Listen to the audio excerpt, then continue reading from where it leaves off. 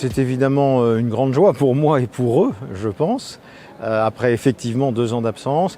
Et comme ça a été une très belle journée, une très belle assemblée, qui s'est très bien passée avec des intervenants de bon niveau, je crois, mais vous demanderez aux participants que tout le monde est très satisfait. Ah, alors la CGI devient la CGF, tout ça pour ça, vous avez remplacé un I par un F. Non, c'est plus profond que cela. CGI était un sigle que tout le monde voulait changer parce que difficile à expliquer. Ce qui se conçoit clairement s'énonce clairement, donc on a travaillé 1 an avec tout le monde, et finalement c'est confédération, et ça c'est très important, une confédération c'est pas la même chose qu'une fédération. G, ça veut dire grossiste, et grossiste est fier de l'être et qui le revendique. Et F, c'est la définition de notre métier qui irrigue et maille tous les territoires, toutes les villes, qui font vivre l'aménagement du territoire, qui crée des emplois en France. Donc CGF, cela signifie Confédération des grossistes de France.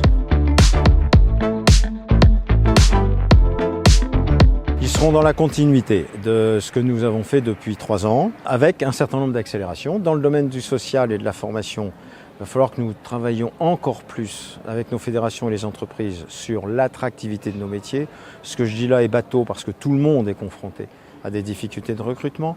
Donc il faut vraiment travailler sur les nouvelles aspirations des salariés, des jeunes en particulier, travailler là-dessus et on va s'y employer très fort. Sur le juridique, sur l'économique et le fiscal, on est plutôt à demander la stabilité fiscale comme on l'a obtenu depuis quelques années et une nouvelle baisse des impôts de production et de conforter nos statuts de grossistes dans le domaine du droit de la consommation, du droit de la concurrence. Et puis un nouveau secteur que nous avons ouvert depuis peu de temps, environnement, transport et logistique. Ça c'est tout à fait fondamental, on a pris le lead, on a pris la main sur la logistique urbaine durable et maintenant on est en train d'élargir avec nos partenaires ce système-là avec un programme Interlude qui a énormément de succès.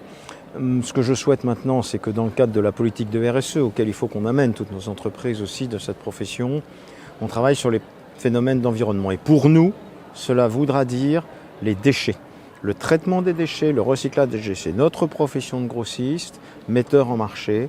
Quelle est sa place et quel est son rôle dans le recyclage des déchets du bâtiment, de l'automobile, des pièces détachées d'automobile, des médicaments périmés, de l'alimentaire, des emballages. Voilà le gros travail qu'on va faire. Dans tous les cas, ce qu'il nous faut, c'est une co-construction avec les pouvoirs publics, c'est du dialogue. Nous, on prend nos responsabilités et nous attendons de l'État ce qu'ils appellent une planification écologique, parce que toute solution doit être réaliste, planifiée, et les entreprises seront les premières à le faire parce qu'elles sont toutes conscientes de la responsabilité sociétale dans ce domaine.